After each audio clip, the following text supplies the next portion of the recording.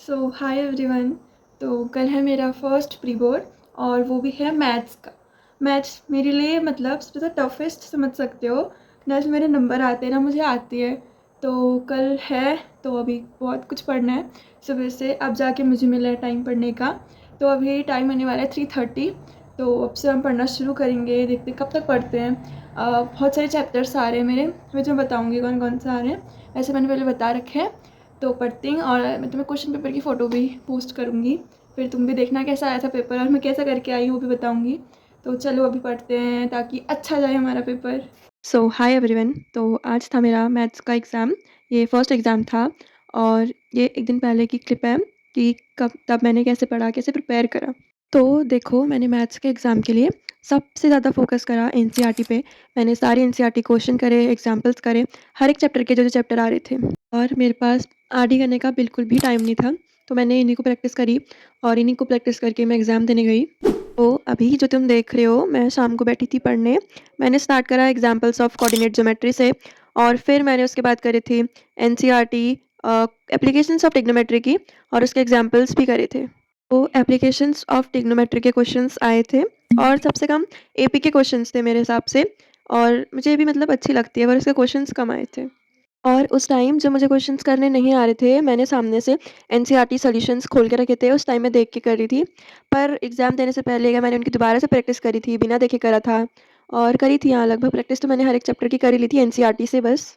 तो अब बात करते हैं मेरा एग्ज़ाम कैसा गया। तो तुम लोगों को क्या लगता है मेरा एग्ज़ाम कैसा गया होगा?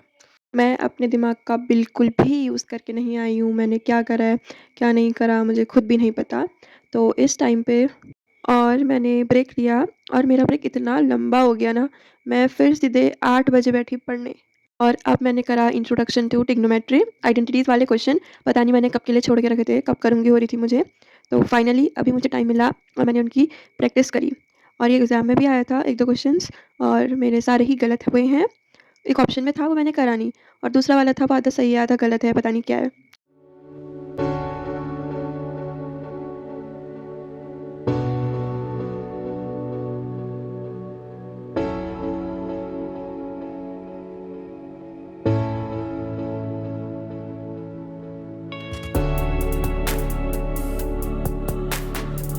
और ये जो क्वेश्चंस थे आइडेंटिटीज़ वाले, ये मुझसे खुद से नहीं हो पा रहे थे एक ही बार पे, तो मुझे इसका भी लेक्चर देखना पड़ा, इसके सॉल्यूशंस देखने पड़े, तब जाके मैं इनको कर पा रही थी। यही होता है अगर तुम प्रैक्टिस ना करो तो। मतलब मैं क्वेश्चन के बीच-बीच में फँस जा रही थी, अटक जा रही थी। उसके बाद मुझे समझ ही नहीं आ रहा था मैं क्या करूँ, क्या ना करूँ? तो इसलिए प्रैक्टिस बहुत ज़्यादा इम्पोर्टेंट है। और इस टाइम शाम को पढ़ते-पढ़ते मुझे बहुत गंदा वाला ज़ुकाम भी हो गया है और अभी मैं कैसे सर्वाइव कर रही हूँ वो मैं ही जानती हूँ।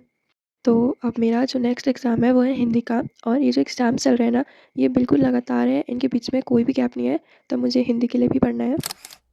तो मैथ्स में मेरा लास्ट चैप्टर यही बचा था, मैंने इसको करा। मतलब मेरे से क्वेश्चंस नहीं हो रहे थे बट मैंने अपना बेस्ट दिया कि मैंने करूँ और टाइम तो बिल्कुल था ही नहीं, तो मैंने जितना हो सका था उतनी देर इसको करा और फिर मैं गई सोने और फिर मैंने दिया सुबह एग्ज़ाम। तो आज के लिए इतना ही, मिलते हैं अगले स्टडी व्लॉग में।